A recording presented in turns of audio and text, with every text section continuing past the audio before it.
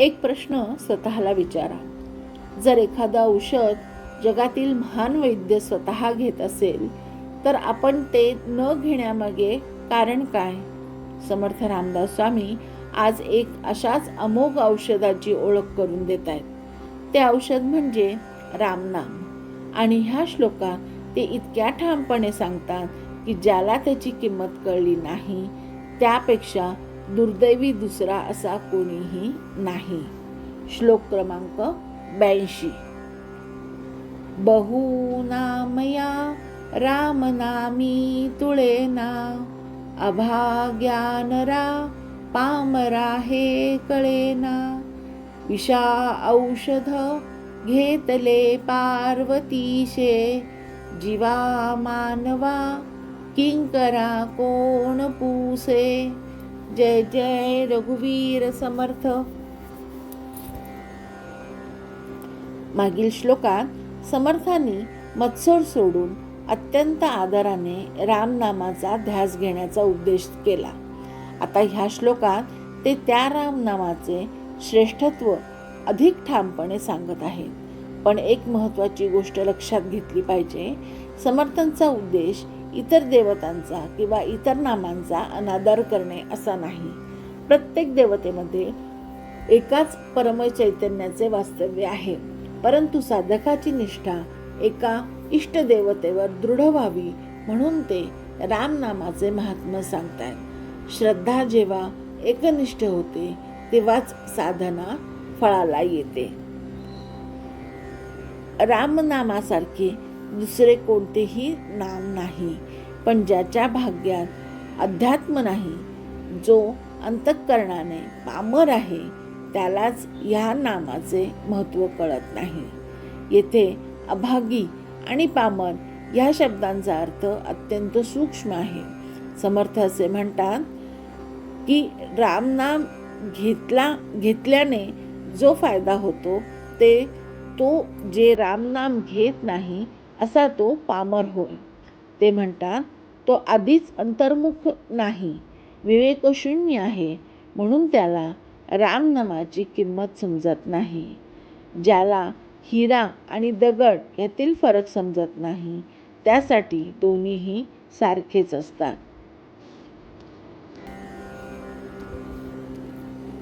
साधकाने एकदा का इष्टदेवतेचा स्वीकार केला तर त्या उपासनेत निष्ठा, सातत्य आणि अखंड विश्वास असला पाहिजे.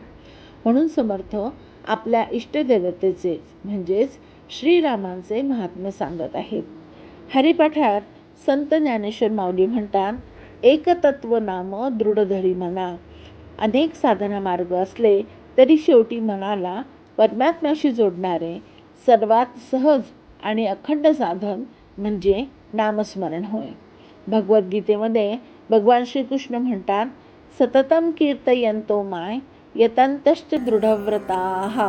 म्हणजे जे भक्त दृढ निश्चयाने सतत माझे नाम आणि गुणगान करतात तेच माझ्या अधिक जवळ येतात. समर्थ पुढे म्हणतात की ज्याला रामनामाचे महत्त्व समजत नाही तो अभागी, कारण परमात्म्याने सर्वात सोपा मार्ग समोर ठेवला आहे, पण तोच स्वीकारण्यात तो तयार होत नसतो. आजच्या काळातही हेच दिसते. लोक तासनतास मोबाईल, सोशल मीडिया, मालिका, इतर सर्व गोष्टींमध्ये वेळ घालवतात, पण 5 मिनिटे शांत बसून नामस्मरण करण्यात मात्र वेळ ते घालवत नाहीत. अशा वेळेस ते म्हणतात, माझ्याकडे वेळच नाही. नामाचे महत्त्व केवळ माणूसच समजू शकतो, कारण त्याला विवेक आणि विचार हे दोन्हीही भगवंताने प्रदान केलेले आहेत. याचेच सातत्य टिकवण्यासाठी किंवा याची प्रचिती येण्यासाठी समर्थांनी रामनाम घ्या असे सांगितलेले आहे. येथे भगवान शंकराचे उदाहरण त्यांनी दिलेले आहे. समुद्र मंथनातून हलाहल विष बाहेर पडले. त्या विषामुळे सर्व सृष्टी संकटात सापडली. त्यावेळी भगवान श्री शंकरांनी विश्वरक्षणासाठी ते विष प्राशन केले. त्यामुळे त्यांच्या कंठात असह्य असा दाह निर्माण झाला. पुराण परंपरेत सांगितले जाते की त्या दाहाचे शमन कशानेच होईना. त्यासाठी त्यांनी श्रीरामांचा नावाचा आश्रय घेतला. समर्थांचा हेतू येथे इतिहास सांगण्याचा नाही, तर एक गहन आध्यात्मिक सत्य स्पष्ट करण्याचा आहे. ज्याच्या मुखी रामनाम आहे त्याच्यासाठी तेच औषध आहे. जसे शरीराच्या रोगाला औषध आवश्यक असते, तसेच मनाच्या रोगास काम, क्रोध, लोभ, मत्सर, भीती, चिंता, नैराश्य आणि अहंकार यावर रामनाम हे प्रभावी औषध आहे. जर भगवान शंकरासारखा महादेवांनाही रामनामाचा आश्रय घेता येतो, तर आपण सामान्य जीव नाम घेण्यामध्ये का बरं पुढे होत नाही? समर्थ विचारतात, जीवा मानवा किंकरा कोण पुसे.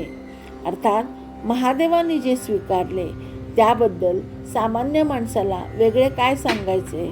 आपण अनेकदा म्हणतो, आधी सगळ्या समस्या सुटू दे मग देव करतो.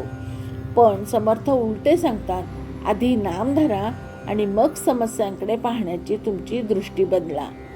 रामनामामुळे कदाचित प्रारब्ध ताबडतोब बदलणार नाही, पण प्रारब्ध सहन करण्याची शक्ती नक्कीच वाढेल.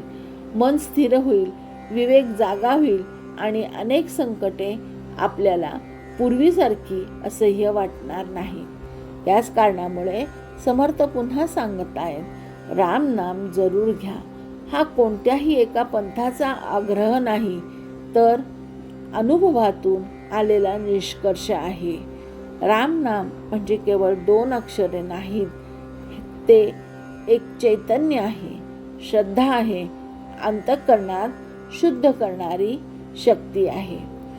जो त्याचा अनुभव घेतो त्यालाच त्याचे खरे महत्त्व समजते.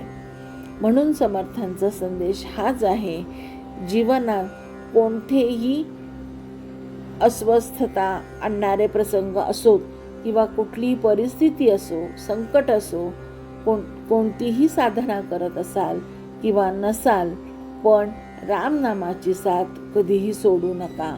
कारण ज्या नामाला आधार महादेवांचा आहे, ते नाम सामान्य जीवांच्या उद्धारासाठी किती महत्त्वाचे आहे किंवा किती सामर्थ्यवान आहे हे आपल्या लक्षात येते. रामनामावर दृढ विश्वास ठेवा, त्याचा अनुभव घ्या आणि प्रभातकाळी श्रीरामांचे चिंतन करा, असे समर्थ सांगतायत.